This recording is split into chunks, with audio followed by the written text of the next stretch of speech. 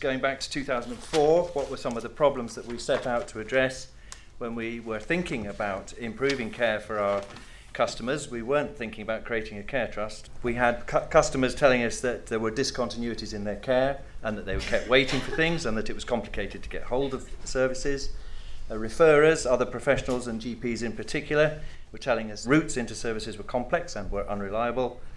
Our own staff were telling us there was waste and duplication. We were about 18 or nearly 20 years ahead of the national demographic profile in terms of age, and we had performance and efficiency problems, particularly in adult social care. The solutions that we began to put together to tackle that were, first of all, to have a really clear and simple message, and we invented this character called Mrs. Smith, just to capture for our staff and for our customers what is our purpose, and it's about doing the right thing for Mrs. Smith. I don't think there's a huge list of innovations. I think they're basically quite simple.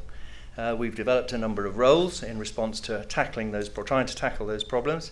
Basically, making patient flow work well around hospital discharge and admission. And we've developed intermediate care. We've spent a lot of money on increasing the capacity of community health services to cope with people who are more ill whilst they're still at home. We've organised zone-based multidisciplinary working defined around GP catchment populations, and that's turned out to be a really important characteristic of organisation that the GPs like. Single point of access, that's really important. We've had a mindset, both myself and my predecessor as PCT chief executives, where we would always make a system benefit trumping organisational benefit, and that has supported a lot of financial flexibility.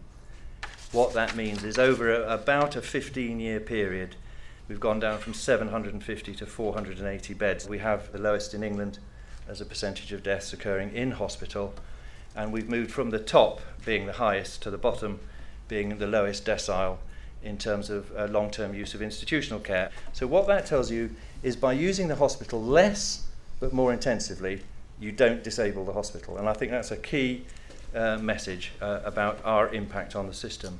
So in summary, I think the improvements from our customers' perspective are that we've been able to provide faster and reliable responses to service.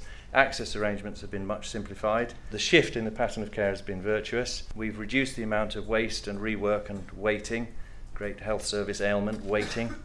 And lastly, we've managed to absorb more demand within resources, and we're all still in balance.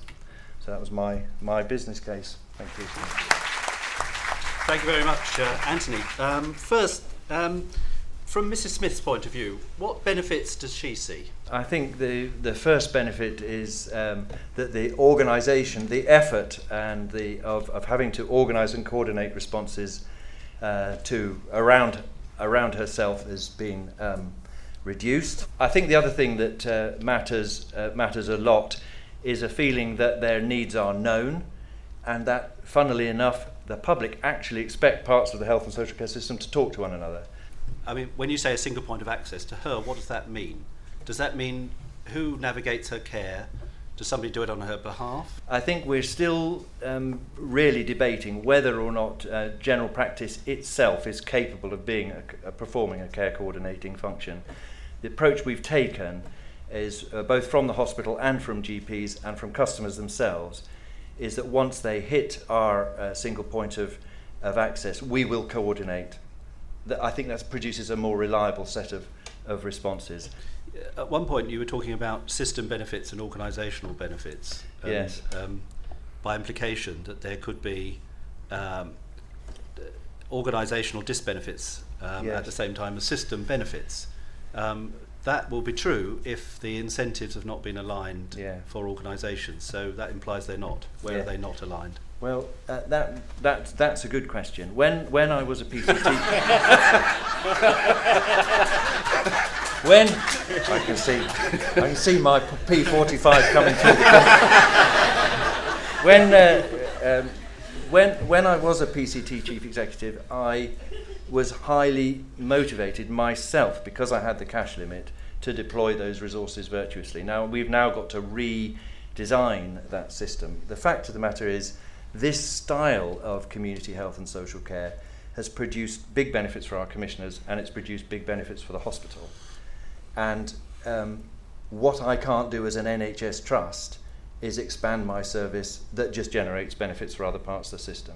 So we've now got to renegotiate between our commissioners, the hospital and ourselves, quite how we reorganise that to get a virtuous flow of financial and clinical incentive. Isn't this really a case of public sector providers ganging up together, stopping the private sector coming in with these innovative models and actually denying patients choice?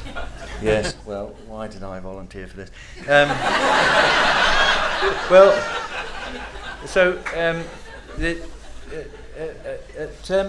The first thing to say is that as a commissioner of both health and social care, both with NHS and local government, most of the social care commissioning is done in the independent sector anyway.